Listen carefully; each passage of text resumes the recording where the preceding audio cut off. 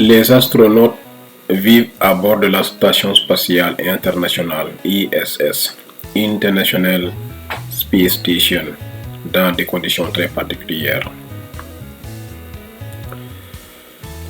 bu leen fàtte ñaanal Sénégal élection jàmm génn ci jàmm. Voici quelques éléments sur la manière dont ils vivent à bord, c'est-à-dire en orbite. L'habitat, d'ailleurs, il y aura des illustrations plus tard. Mais l'IS est divisé en plusieurs modules qui servent d'habitat, de laboratoire et de zones de stockage. Ces modules sont équipés de systèmes de support de vie pour fournir de l'air, de l'eau et de la nourriture aux astronautes. Les astronautes mangent des repas spécialement conçus pour être consommés en micro-pesanteur. Ils ont une variété d'options, y compris des aliments déshydratés, des aliments en conserve et des aliments emballés sous vide. Ils doivent également s'assurer de bien s'hydrater. L'IS est équipé de toilettes spéciales conçues pour fonctionner dans l'espace. Les astronautes prennent des douches à l'aide de lingettes humidifiées et utilisent des solutions d'hygiène pour se nettoyer. Les astronautes ont des cabines individuelles pour dormir, équipées de sacs de couchage attachés à des murs, pour éviter de flotter dans la cabine pendant le sommeil. Pour contrer les effets néfastes de l'apesanteur sur le corps, les astronautes font de l'exercice régulièrement. L'ISS est équipé de machines d'exercice comme un tapis roulant, un vélo stationnaire et un appareil de musculation. Les astronautes passent la plupart de leur temps à bord de l'ISS à effectuer des expériences scientifiques, à entretenir les équipements et à effectuer des tâches de maintenance. Ils travaillent en étroite collaboration avec les équipes au sol pour planifier leur activité. La première loi de Newton, également connue sous le nom de loi d'inertie, stipule qu'un objet reste en mouvement rectiligne uniforme ou en repos à moins qu'une force extérieure soit appliquée sur lui. Il y a la loi qui est la deuxième loi qui établit que la force appliquée sur un objet est égale à la masse de l'objet multipliée par son accélération. Cela peut être formulé par la célèbre équation F égale ma, où F représente la force, m la masse et a l'accélération. La troisième loi de Newton, la loi de l'action et de la réaction, stipule que pour chaque action, il y a une réaction égale et opposée. En d'autres termes, si un objet exerce une force sur un autre objet, cet autre objet exerce une autre force égale et opposée sur le premier objet. waaw comme dañu ne boo nekkee ci kaw ngay gën a gis li nga tiim yépp moo tax te ñu ñëwoon ci espace bi wane nañ sànq wax ci li nga xamante moom mooy espace bi ci kaw nga xamante ne dañu ne boo xasee am na ay maanaam 400 kilomètres ci kaw da ngay daal di am beneen loi bi nga xamante ne Isaac Newton moom moo ko découvriroon nga xamante ne objet boo bàyyi rek au lieu kon mu dem ci ñëw ci suuf day dem ci kaw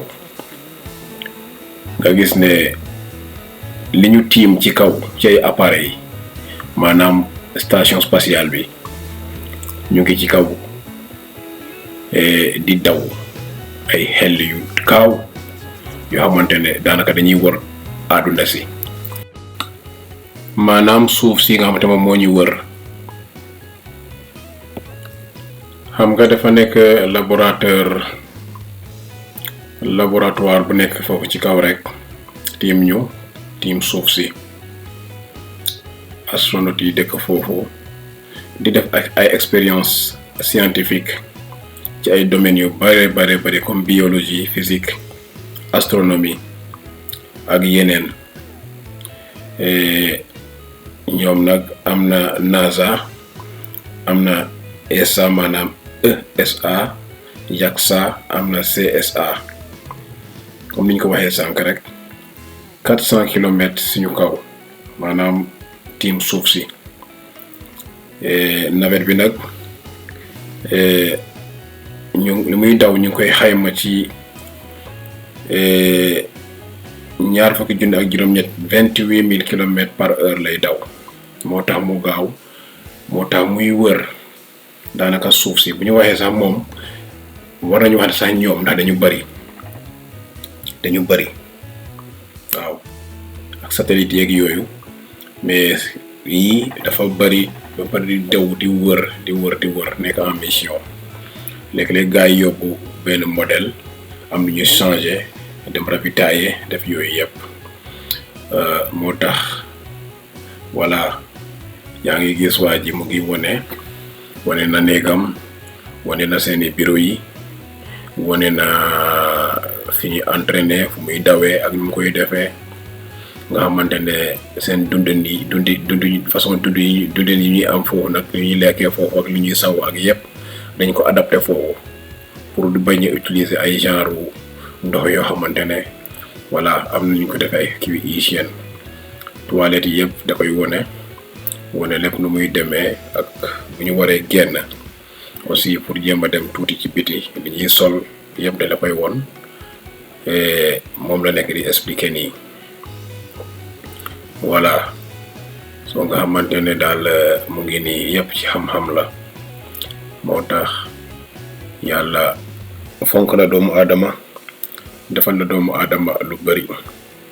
moo tax xam-xam daal amut lu mu jarut.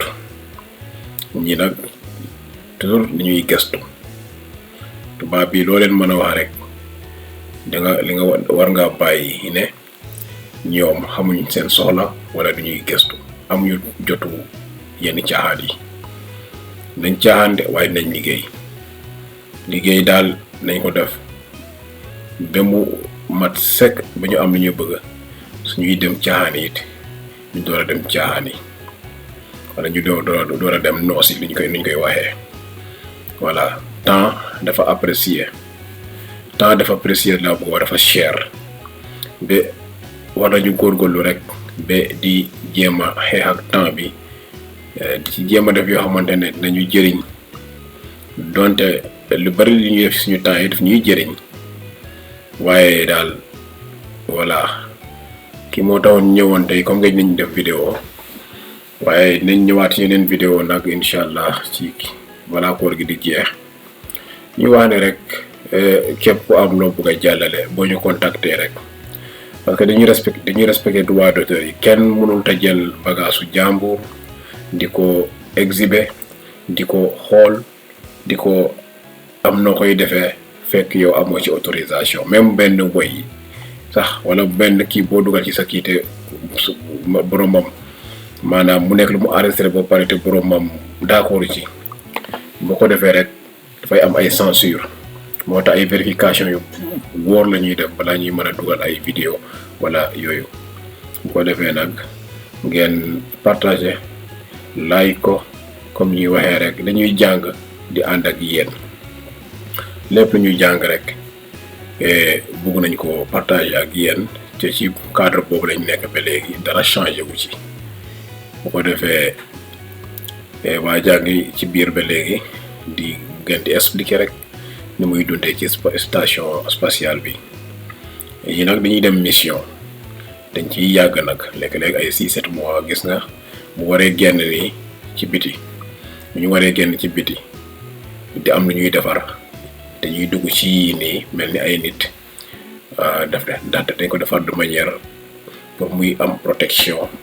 moom la ñuy del sol dugg ci nga xamante ne du am benn risque. xool dañ ko xoolal ko seetantal ko liggéey la ñuy liggéey ba pare après dellu si waat.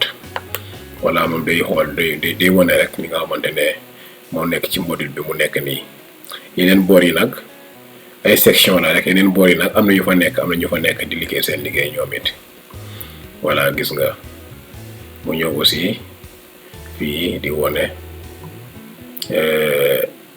lépp lu muy wone mu ngi koy wone voilà ñun dañuy traduire rek bu ko defee ñu jël wone mi jëm ko kii tuuti rek ndax bu ñu ko bàyyee rek moom français lay wax am na ñu bari ñoo xamante ne duñu dégg lu muy wax voilà tref ken rek ngar waxande rek pour lanu ne ke andone de yoro in wina we tok satellite ke we tok am billo ha a nyaaja ti ko ti ke nga ane ka fop na internet in fop biya ne ka fop in bawo def tok faya am biya ke te biya maga ko defé jegas collaboration fi internet def na alla ngale e o namo dal horoscope ke inti otik voilà pour mbago ay climat kay nak mbago ada kena jigga manam kenya kena manga tay fop we mbaser donte koy fop koy na katan no yalo ref magana no sa ino fogim da effort ken dalde biya wara reconnaître ken dal ref ingari ut bisi dina def mbokat mbogim fan won la rek continuer yon bout la kas ya platen il est beau Jaffi Lagas. Impressionnante, s'appelle A-Red, c'est notre machine de sport à l'intérieur de la station spatiale. Elle nous permet de faire tous les mouvements de musculation du haut du corps, des bras, des cuisses, du dos. On peut monter jusqu'à 272 kg. Évidemment, on ne va pas tous les jours aussi haut. Elle est isolée du reste de la station avec un système complexe d'amortisseurs pour ne pas transmettre les vibrations dans le reste de la station. Et c'est sur cette plateforme qu'on va pouvoir réaliser des développés couchés, des squats.